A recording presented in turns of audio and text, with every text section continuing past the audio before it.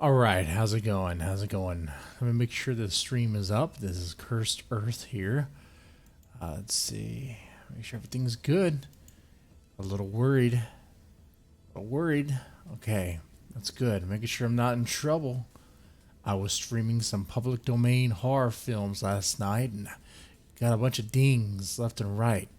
It's public domain. It was Plan 9 from outer space, right?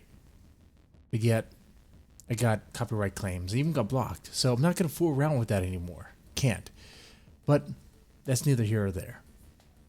This is Cursed Earth, where we're going to be talking about various locations that have a lot of mystery, a lot of history, whether it be weird, strange occurrences happening, or even death and murder. Last time we talked about Canuck Chase. Canuck Chase? I mispronounce it all the time. I can't help myself for that. A place across the pond over there in England that has a strange history about it. A strange, it's weird. You get in Canuck Chase. There's everything from the typical paranormal phenomenon like ghost kids to the strange and unusual like werewolves and UFOs. I don't know if there's any truth to any of that, but I do know that there's murders there, bodies found. A serial killer used that place as a dumping ground, and a woman claimed that she was raped by a high prestigious politician, though no name was ever disclosed. That was Canuck Chase, or Canuck Chase. Tonight, tonight we are shifting gears. We're talking about a place that isn't so fun, isn't so tongue in cheek. It doesn't have the sightings of werewolves or UFOs or anything fun like that. No, this is much more harrowing. Okay, we're talking about the killing fields over here in Texas and in my area. Um, it's strange how close it is, at least to me anyway. Um, yeah, let me bring it up on the screen so that way you could see what it looks like because it's very real. I'm not in this. In case anyone asks, I have not even seen the film. I know there's a movie based on it, but I've not seen it. So, if you're on I-45 headed towards Galveston, and you're kind of near 646 this area, you just get on over here in Calder Drive. All right, you see a bunch of subdivisions and some stuff here, right? But then over here, it is desolate and empty. There is nothing. I mean, you have a subdivision right here, but the bodies, a lot of the bodies are found here. Okay, and look how empty this is. Look how empty. If you've never seen this place, this is just for those who've never been to this area of Texas. There's overhead view, right? If I could get a street view, that'd be better, huh? Ask yourself, if you're gonna hide a body, where would you hide it? Right? I mean, just throughout Texas, just because of the size of it, the vast open areas of just nothing, wilderness, and in some places it's desert. In this area, it's wet marshland. You can hide bodies anywhere, everywhere.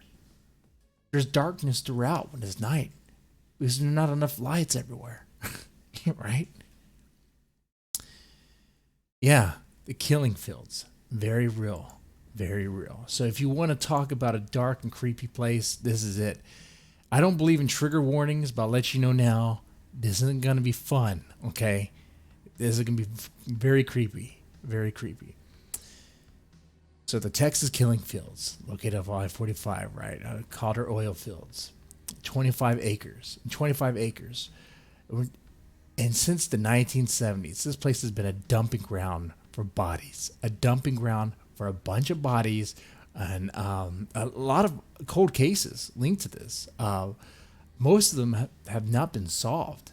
In fact, there's more disappearances than there are actual bodies found. And some even speculate whether or not they've even found all the bodies. I would think they haven't, because who's going to be just digging through all this, right? I mean, unless we're gonna build something, but they're not building anything out here. No, no, not anytime soon. Um, it's believed that some of the killers the bodies are the product of serial killers, and you have various ages from 12 to 25. Similar features. You have FBI working with local law enforcement, like League City Police Department, and trying to solve these, these missing bodies or missing people, and you find these bodies. What's going on here? But they're having a hard time with it. Even now, 2019, recently, due to DNA, DNA evidence and new technologies, right? New forensic evidence. They were actually able to identify certain bodies. Okay. But let me tell you, man, this place has a reputation for a reason. It's like if there was a place on Earth that could just, I don't know, just make people disappear. It is this. It is this. And you get all sorts of people going out here in this area trying to find paranormal activity. You can find YouTubers going out there trying to find ghosts, trying to find paranormal stuff going on. I was watching some. A mom and her daughter went out here, I guess thinking they would be safe. They thought wrong. I mean, they were safe, but they thought wrong if they thought they wouldn't be a victim, I guess. Because not all these victims are like teenage girls. Some are either some age. Some even go to like 50. I think the oldest victim or the oldest body found is like 57. Actually, I take that back because technically her body has not been found. Just 57 though. 57. So it's suspected that that victim might be over there, but it's not 100% sure. Okay. But you got 20-something-year-olds too. Yeah, it's a lot of stuff. A perfect place to hide a body, right? If you're going to hide a place, hide a body anywhere. I mean, if you're taken out over here, hey, what's going on, Chris? How's it going? You doing all right? And one thing I want to ask you guys, I want to try to include the chat into this. Have you ever been to this area? Have you ever been to the Texas killing fields? Have you ever been to this area of I-45, heading towards Galveston? If you have, you probably get the sense of what I'm talking about. There is a lot of openness. You could see it. You could see it off I-45. But if you're out there, like, no one's going to hear you scream if you're trying to scream for help, right? No one's even going to really see you or notice you, especially at night. Especially at night.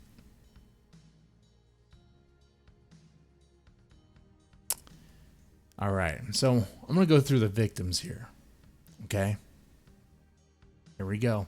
And if you like this sort of thing, press the like button, share, and subscribe, all right? I want to make sure if you enjoy Cursed Earth, that we keep this going. I enjoy doing it. So if you enjoy watching, I enjoy making it, we can make it happen, all right? And if you have $1 that you want to spare, feel free to do that. Never been south of D.C. Oh, man. Oh, D.C. already has D.C. might be a place to cover. Jeez. Right? All right. Now, let me comb through the victims here. Make an image real fast. It's quite a bit. It's a big body count. Okay? And like I said, not all the killers or suspects have been identified. There's still a lot of mystery and rumor about this. But it's, I don't know, starting to trickle in a little bit, I guess. But I don't know. We'll probably hear more about it later on throughout as things develop. But anyway, let's take it from the top. The earliest victim, though some places say that the first victim that was found is Colette Wilson. That is not correct. The first victim that was found is a Brenda Jones, age 14, from Galveston, Texas. she was last seen on her way to visit her aunt. Her body was found in Galveston Bay near Pelican Island the next day. She didn't make it. She didn't make it. That's kind of messed up. And then one thing we're gonna find here is a lot of these bodies aren't found exactly in the killing field area. It's the bodies are found around or someplace close, but some are found within those fields. Colette Wilson, age 13, from Alvin, Texas. She disappeared off of County Road 99 when I believe her band director dropped her off. Band director dropped her off. Her body was found 5 months later. Imagine that. Imagine that. Oh man, the desert outside of Vegas. Ooh, damn. That would be a place to talk about. That might be next on the list. That would be next. That'd be a challenge. See, I'm doing this one because I'm familiar with this. It's close to home. I know all these places. I've been to all these places. I eat at these places. Not trying to dox myself, but Colette Wilson. Like some say that she's the actual first victim, I guess, of the killing fields, because I guess her proximity to the place. Let's see if there's more information on her. Let's see. First known victim of I-45 killer, of the I-45 killer to be found in the killing fields. Colette Wilson was a 13-year-old girl who went missing from a bus stop in June 1971. Her remains were discovered 5 months later, and it was apparent that she died from a gunshot wound to the head. Yeah. Just like that. Rhonda Johnson, Sharon Shaw. These two are connected. They disappeared together. They're from Webster, Texas. Two 14-year-olds. They were walking off the seawall in Galveston. It seems like Galveston's a bad place to go, right? If you want to live. They're going on a stroll at night off the seawall. Don't do that. Especially for teenage girls. Don't do that. But they were picked up and they're taken away. And then later, like 5-6 months later, they were found where? Their skeletal remains were found in the marsh near Clear Lake in the killing fields.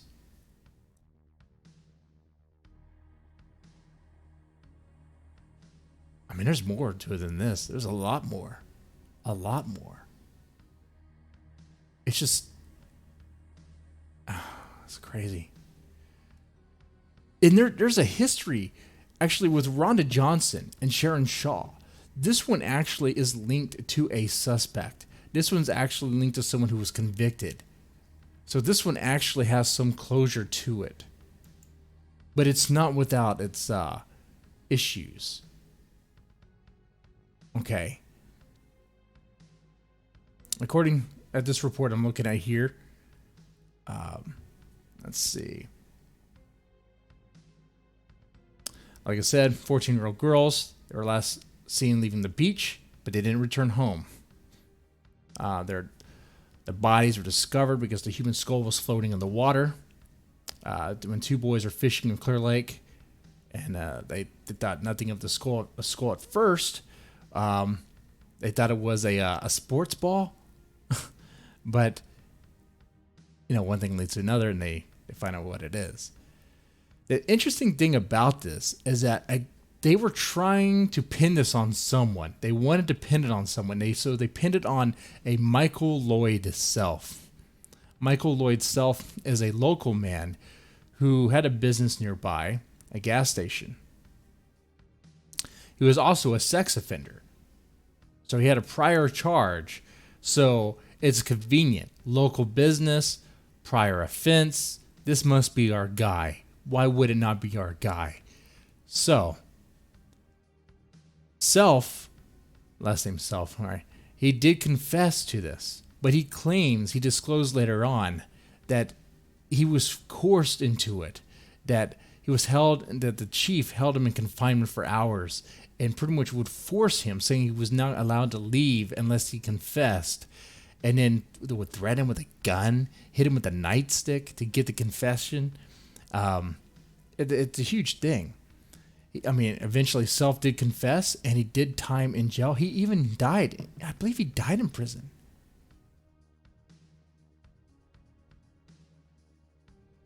He died in prison. But Edward Howard Bell, who was already, I believe he was in prison for something else. Let's see, in 1998, Edward Howard Bell wrote multiple letters to prosecutors in Galveston and Harris counties confessing to the murders of numerous young women. At the time, Bell was serving a 17-year sentence in 1979 murder of a Houston area Marine who had attempted to stop him publicly masturbating in front of a group of teenage girls. In August 2015, Bell admitted to murdering a total of 11 girls, whom he referred to as the 11 that went to heaven, and claimed to have been brainwashed and forced to kill by a secret organization. It gets deep. So imagine that. Imagine you were Self. I mean, Self got roped into that, right? I guess. That's fucked up what they did. It's fucked up.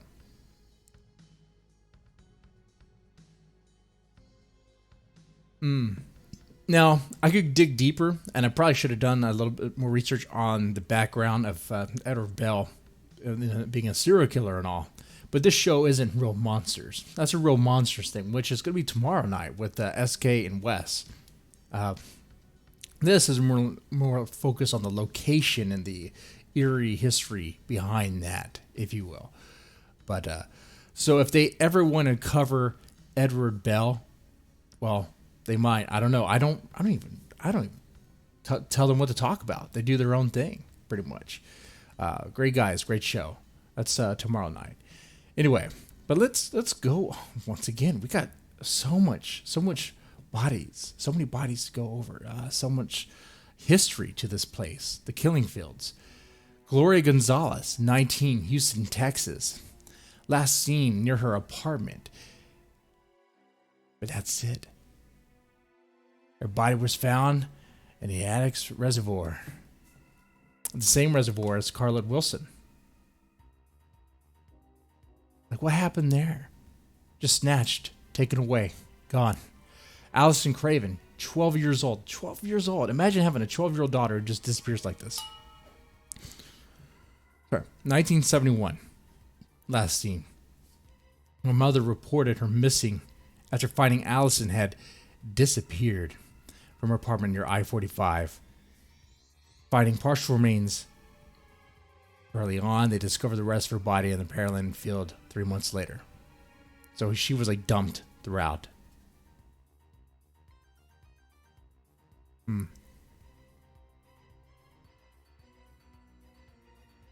Debbie Eckerman. And I think I have an image for some of these, for some of the victims. A close up. Let's see. No, I want to say that for later. These ones are going to come up a little bit. I'll change this though. All right.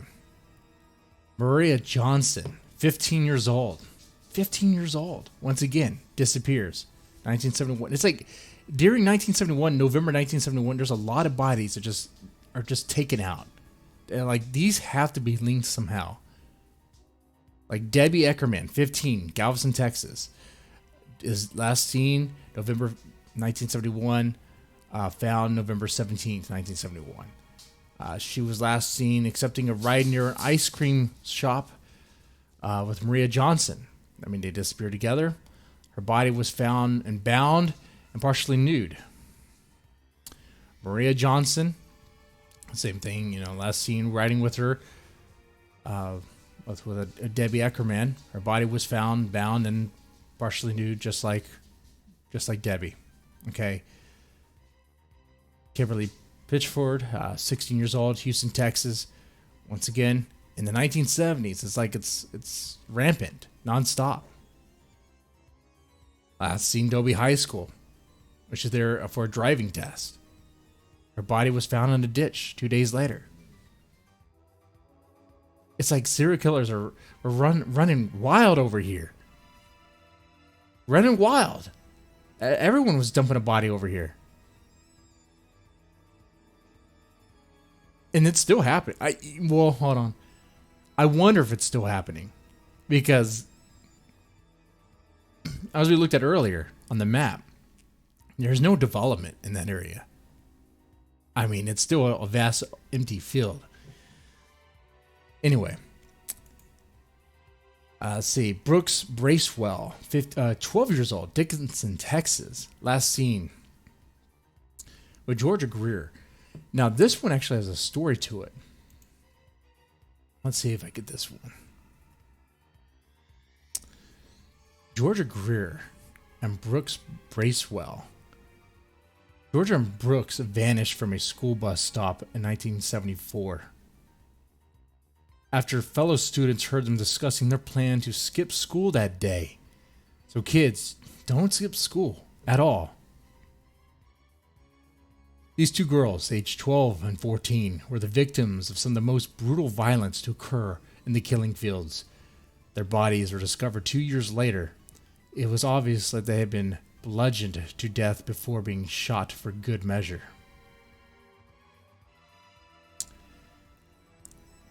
You know, I used to work at a psych facility in this area, in that particular area. And we'll have runners, people who run from the facility. And one thing we would do to tell them to kind of put fear in their hearts, whatever, just to dissuade them from running away, right? Is let them know the facts that there's a lot of disappearances in this area. And it's the young girls. It's like they just get taken up, especially if they're just running around, get swooped up, and they disappear forever. It doesn't work, though.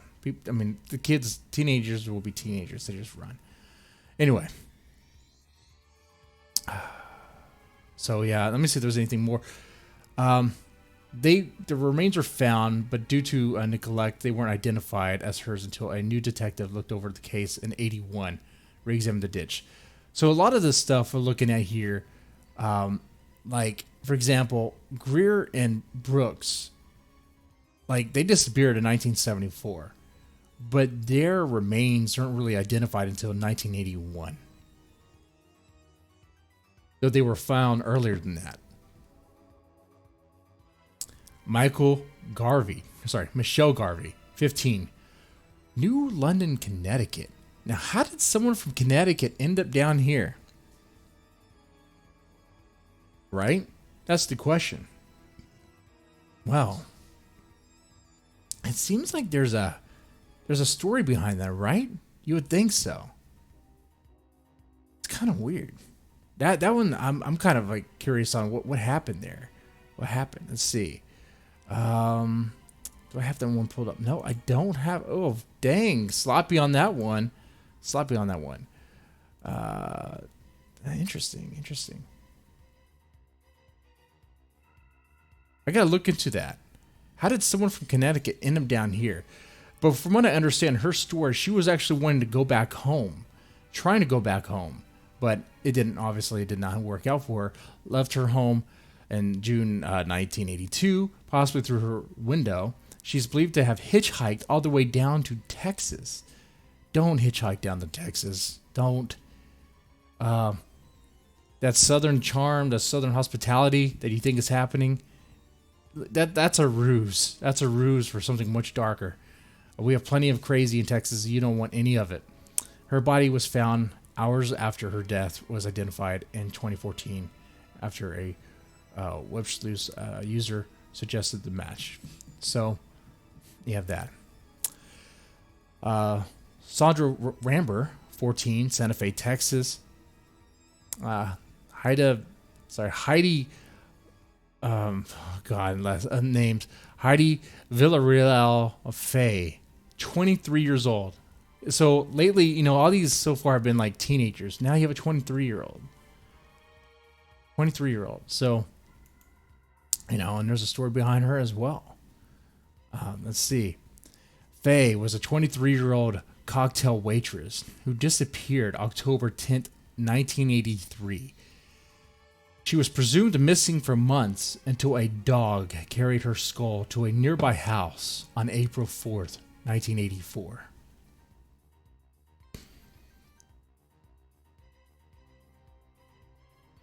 That's how crazy this is. That's how rampant. That's how many bodies there are over here. There's a chance, the off chance that a dog can go out to the field and find a bone, and it not be a squirrel bone or something, and it comes back, and there you go. Your dog has a piece of evidence in his mouth. Great. And by the way, I know I talk about this kind of like in jest a little bit. I don't mean to be that in distaste, but it's like, imagine being that person. How do you fathom that? How do you navigate that situation? Even being the person who just finds the body, right?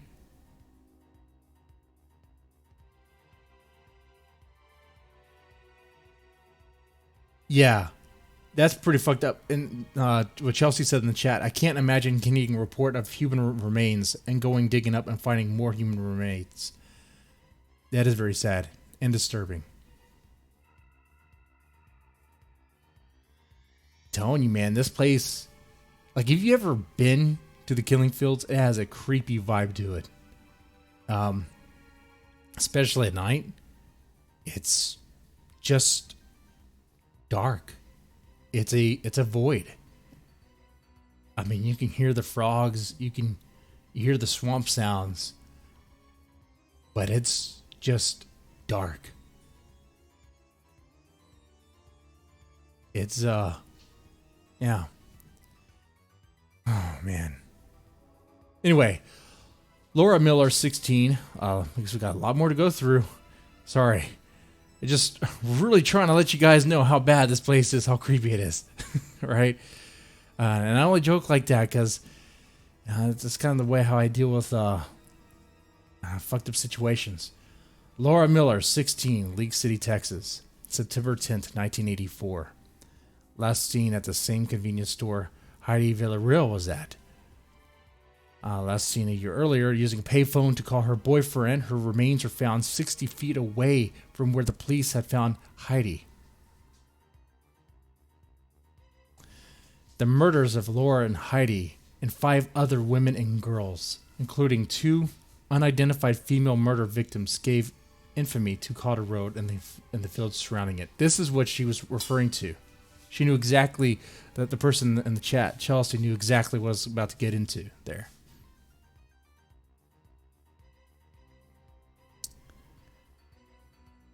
You think I don't even know how to I don't even know how to really describe how harrowing that is. But I mean, you think you're looking for one, and there's much more. And the thing is, I don't think some of the information I have here, they speculate that it could have actually been multiple murderers, multiple serial killers using one dumping ground. Because of the way the blood trails, the direction of the blood trails. But couldn't it have been just one? I mean, why 2? Why would there be 2 using the same spot? That's weird. I mean, if you think about a place that just swallows people, that's it. Audrey Cook, Galveston, Channelview, Texas. She disappeared December 1985. Body was found February 2nd, 1986. Discovered in a field at 3000 block and Calder Road, alongside Laura Miller. Coroners estimating this woman was 22 to 30 years old and 5 foot, 5'8". Let's see. She died of a gunshot wound to the back. Let's see. I mean, it's dark, man. And it's not going to get any better. A communal mass grave. Kind of like that. Just It's like the earth just swallows them. So let me ask you, if you've never been here, like, would you think there's any sort of like paranormal activity? Because there's people that go out to this area to look for it. They actively go out to the Calder oil fields to find something. Like I said before, I watched YouTube videos where a mom and daughter go out there thinking it's all fun. I don't think they know about all these victims here and what ages they were. And I don't think that the killers were active in that field necessarily. But they could have been swooped up, you know? And like, I don't know. I wouldn't play around with that. I mean, I'm all for looking for paranormal activity, but that's an active that's an active crime scene at this point, right? You have this many bodies. We haven't covered all of them yet. Haven't gone through it all. It's a freaking graveyard. And this is Texas, where there's patches of land probably with the same problem. You know, not trying to speculate, but okay. Anyway, Shelly Sykes, 19, Texas City. Last seen leaving her job as a waitress in Gato's beachfront restaurant in Galveston. Gato's, I think I've been there before. Her car was found the next day, stuck in the mud, bloodstained and abandoned on the side of an I-45 access road south of Galveston Causeway. Her family believes the police found a white blouse that belonged to her after one of her convicted kidnappers. Convicted kidnapper Gerald Peter Zworst drew them a map of where to find her body, but she still has never been found. Well, I mean, how are you gonna... Okay, let me pull this up on the map again for those who are just now tuning in. How are you going to find this? How are you going to find... Look at this area. Look at this. Okay? This is Calder Road, or Calder Drive. Okay? Off of I-45. This is present day, too. Alright, to get the sense of how deserted it is. How do you find anything here? Even if the killer were to draw you a map where he thought he might have buried the body or put it or whatever. Like, good luck finding anything. Let me zoom out to show you how empty it is. This is from I-45, busy area. Nothing over here. Not even, like, what is this? It's not even farmland, really. It's just empty fields.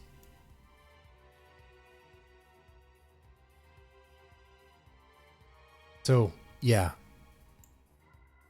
Like I said earlier, when people describe this, when law enforcement describe this as the perfect place, they mean that.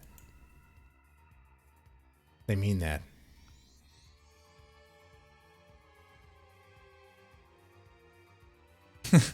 Chris Kaufman, you came in late. Is this near a border town of cartel activity?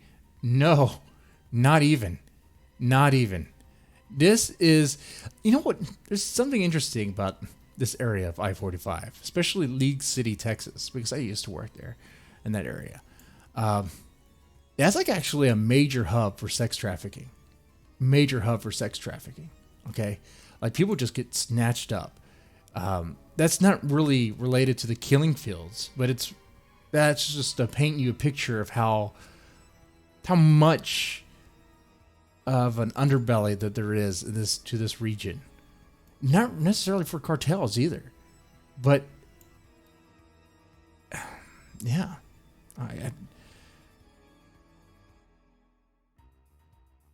this is just for reference. You know, it's pretty. I think this says it all. This really says all you need, right? I mean, even just around here. I know that's right. You can't see my mouse cursor, but just behind the subdivisions.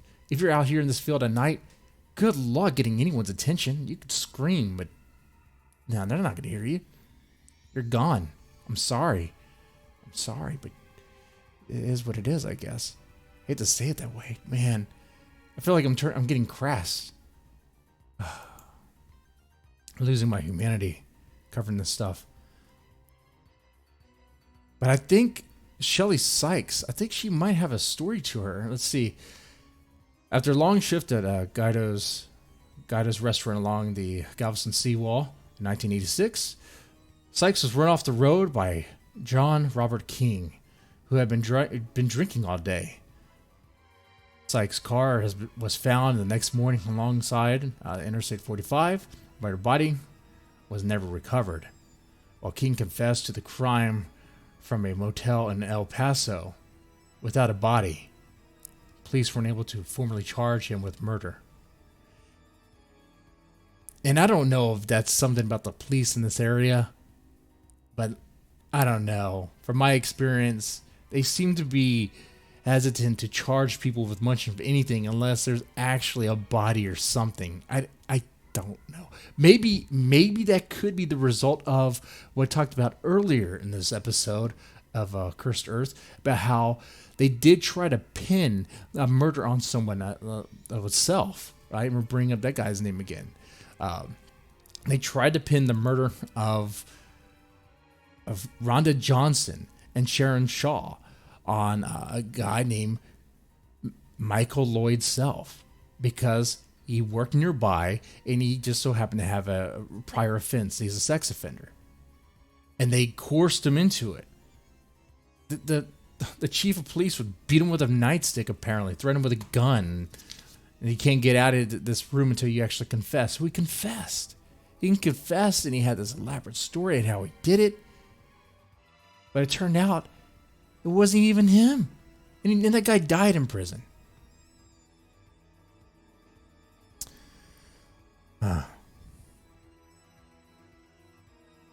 Okay. There's much more to this. Much more. Get with the program here. Sorry. Susan Renee Richardson, 22, Galveston, Texas. Was last seen October 7th, 1988. Last seen at her job as a night clerk at the Casa del Mar condominiums at approximately 6 a.m. Other than witnesses hearing a female screaming and a lone shoe found in the parking lot, she has never been seen or heard. And let me reinstate, she has not been found. Many of these people that I'm mentioning have not actually been found. Their bodies have not been found. There's been 30 bodies found in the killing field so far. Not all of them have been identified. So some of these names I'm mentioning are not even linked to those bodies necessarily. They need more forensic evidence to identify that. Which more is coming, by the way. There is an article I read where, in this year, April 2019, Texas authorities identified 2 victims in decades-old killing fields murders using genealogy.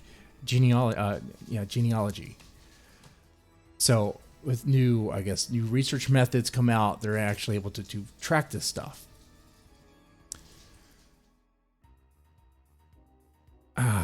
But I mean, what? It just, for me, I'm stuck on that because there's so many bodies. I don't know if they'll be able to identify all of it. And even if you did, it would be for closure, right? People want closure. They want to know. They want to know what happened. And that's worth every penny, I think. I don't know.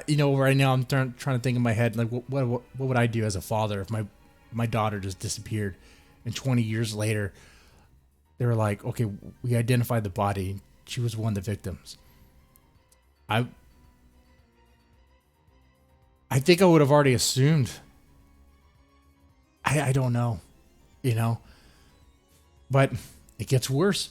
Donna Prudhomme, which actually is one of the victims that was later identified. Nasa Bay, Texas, disappeared in 1991. Sometime. Actually, she disappeared way before that.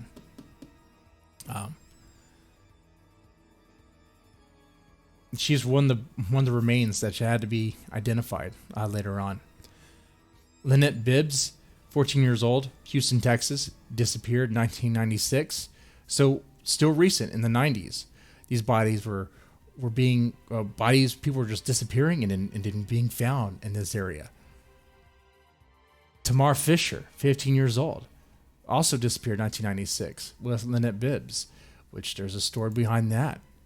So when they say safe in numbers, not safe in numbers at all. These teenage girls, I think they're safe because they're with their teenage friend.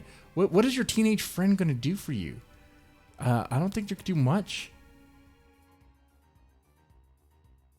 Let's see. Last seen at a teen club with a friend, Tamara Fisher, and a 22-year-old male companion who claims to have dropped him off at a motel on Old Spanish Trail in Houston. Her body was found by Tamara's off the side of a dirt road near Cleveland, Texas. Now, is that Mel a suspect? It's interesting because there's not really a lot of suspects related to this. They don't know.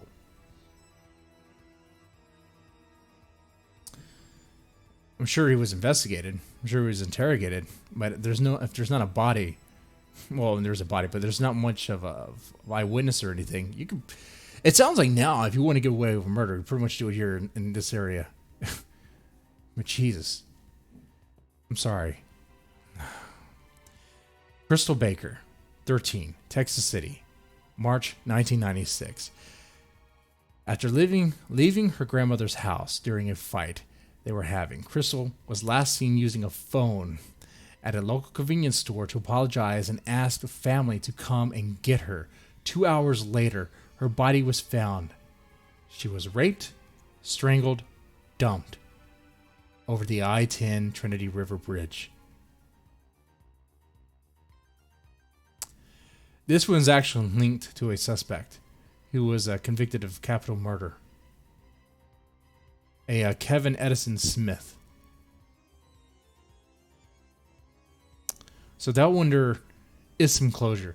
Notice how I've gone through a list of bodies, but not really many suspects are convictions, right? Cursed Earth? Oh, I think it is. I think this place is freaking cursed. So if you're looking for a place for paranormal activity, some will say don't go out there and be disrespectful. When the same thing could be said to any place that's been a grave site before. I would say don't go out there because the police might be questioning you as a suspect. Especially questioning you what you're doing over there. I think now, if you go over there, they actually have signs to kind of stop you.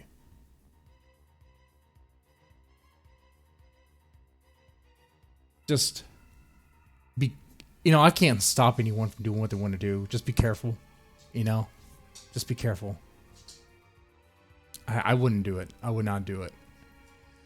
Laura Smither, 12 years old. 12 years old. Friendswood, Texas. After telling her mother she was going on a 20-minute jog, Laura was last seen running down the same street that her home sat on. She was running on the same street her home sat on.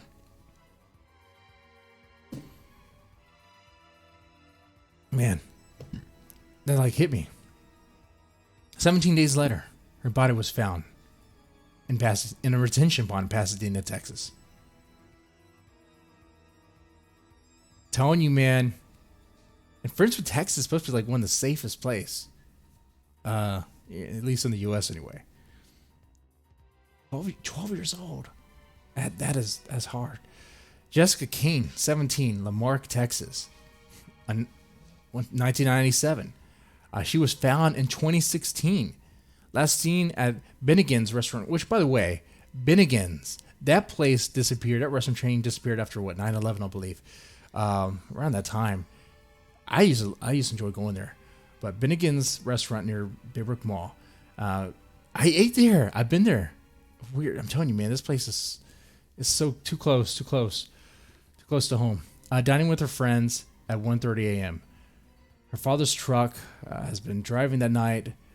was found abandoned along I-45. 19 years later, her remains are found in the field off East Orem Road, next to Hobby Airport. Which, by the way, I have some more information on these particular people, and I have their photos too.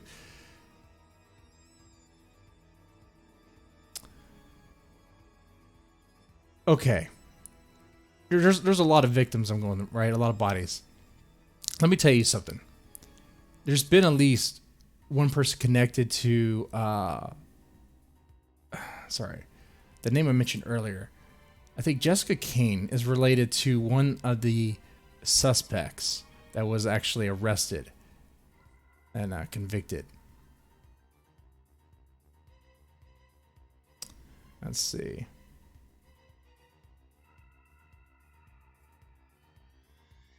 So Reese, a man named Reese, is believed to be connected to the murder of Jessica Kane. Okay, not just her, but of a lot of other people, other bodies that were found here. You have Laura Smither. Laura Smither is the 11-year-old who did not return home for breakfast after a run in her Houston suburb. You have Sandra. Let me pull up this photo real fast. I could do that.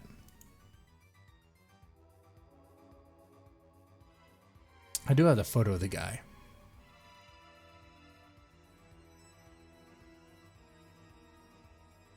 Reese. This guy right here. This guy. More of a real monsters thing, where they talk about serial killers and go into the deep of their history. I'll take my jab at it right here. This is Reese, okay? William Lewis Reese. And he confessed, well, at least he was convicted of raping, kidnapping, but never murder. But then he started talking and talked and confessed about these bodies, showing where they were. He's connected with Reese's unexpected confession helped solve the mystery of what happened to Kelly Cox, a University of North Texas student who 19 years ago used a payphone at a Denton gas station and then vanished. You have which, by the way, this guy, of course, have history. He has history when he was a teenager. I think 26 when he raped a woman. Let's see. In April 3rd, 1997, just months after Reese's early prison release, exactly 11 years after his first known attack, aspiring ballerina Laura Smither did not return home for breakfast because Reese got to her, strangled her. Next month, Sandra Sapo discovered that her tire had been slashed outside a Houston area gas station off Interstate 45. A man offered to help her, kidnapped her at knife point, ordered her to undress. Sapo, pregnant with her third child, which some of these victims, by the way, were actually young mothers. Okay, it gets more horrific the more you think about it. There's other victims involved, not just the family that's dealing with the loss, but the kids who no longer have a mom. But Sandra, she escaped by throwing herself outside of the moving truck as it sped down the highway. I don't know if the child survived that, but this same guy, Reese, is connected with the death of Kelly Cox, who disappeared a few miles off of I-35. Also connected with Tiffany Johnson. She was snatched from a car wash in Oklahoma, but was found, dumped in the killing fields. So, yeah.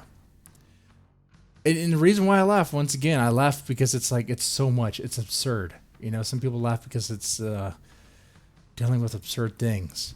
And it's like, God, come on. Jessica Kane. Talked about her earlier. It's horrific. This man dumped so many bodies there. He claims he's not a rapist. That he's just a good old country boy. This guy. What? Like I said, this is not real monsters. I'm not really gonna dig deep into this man's past as a human being and how he became what he is. But my takeaway here is that this man, who's connected with so many of these murders, confessed to it, right? And these rapes, these horrible things. He even has the gall to say he's not a rapist. He's just a good old country boy. Yeah. He should be taken out to the country. It's cursed earth. Cursed earth. You know what? I've been spending all this time, almost an hour, building up how horrible this place is. I haven't even touched on the paranormal. Not even. Not even. I think, I could share you a few stories. Yeah, like I said, there's YouTubers who go out there looking for stuff. You can find that. Is that distasteful, disrespectful? Like I said before, you have ghost adventures going out to... You have all sorts of ghost hunters, ghost hunter groups going out to all sorts of places of the connected with murder and stuff and suffering. So it's not any more distasteful, I don't think. But that's just my opinion. You might think differently. That's fine. But just be safe about it. But there's people out there who claim that they actually have a story connected to this. This one post, now I found this on Reddit, so take it with a grain of salt.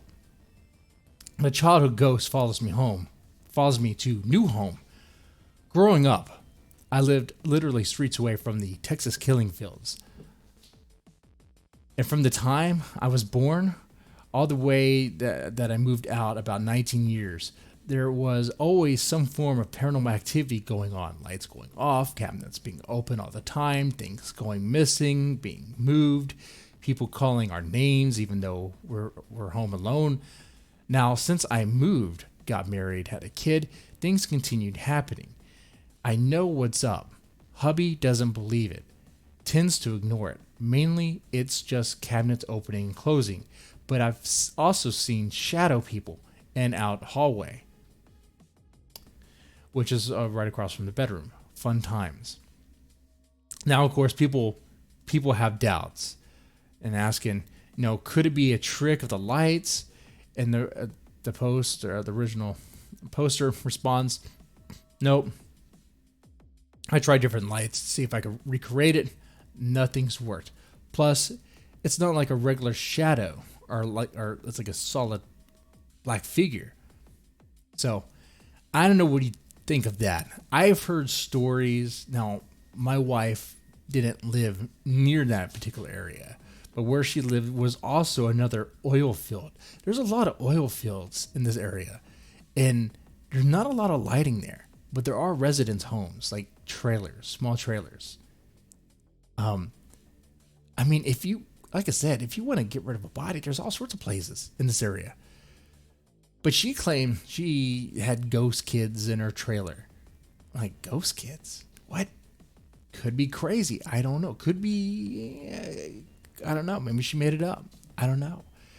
But then I hear stories from people who've been to this area who claim it to be disturbing and weird. I've been to the area at night. It's chilling. It's hard to describe. I've been to a graveyard at night, and it's different. Now, I don't know if the difference is because of just the vast darkness. It's usually a graveyard, even off the road, there's some ambient light, right? But this field, there's no light. If there was a black hole on Earth, this would be one of it. Probably one of many, right? It's a scary place. Like I said before, at the beginning of this episode, the prior one, we talked about Canuck Chase. Or Canuck Chase. Now that was a fun one. because that place over there in England has all these rumors of ghostly activity, which is okay. Then you have rumors of werewolves and UFO sightings. Okay. But you have murders there too. You have bodies found. You have some woman claiming that some prestigious politician raped her over there. Oh. So it did get a little dark. But that was more on the fun side. This episode is much darker. Much darker. It should be patrolled, the field. It should be. But there's only so many cops, right? And there's only so many cops in any, like the manpower. And they're usually doing what? Trying to catch speeders? Trying to catch speeders? And that stuff? Trying to issue tickets? Gotta make money for the city.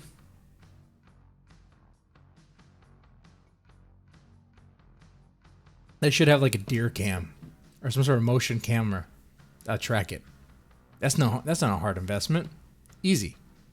You know, you just put them everywhere. If you see any activity, all right, you look into it. Boom. Yeah. And before I wrap this up, man, there's actually more bodies. I think we're kind of reaching the end. It was Todd Harriman. That was the 57-year-old I mentioned earlier. Her body has not been found. People speculate that she might be there. You have a Sarah Trusty and a Teresa Venegas. Now, Teresa Venegas, 16-year-old female who disappeared actually in 2006.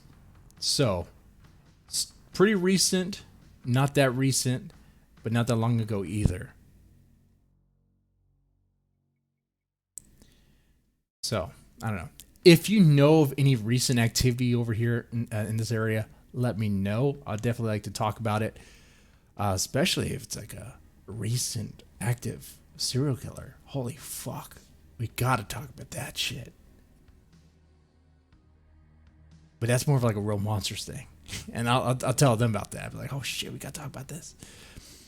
Okay, guys, gentlemen, if you like this, press the like button, share, subscribe. If you made it this far, yeah, I mean, gotta press that like button.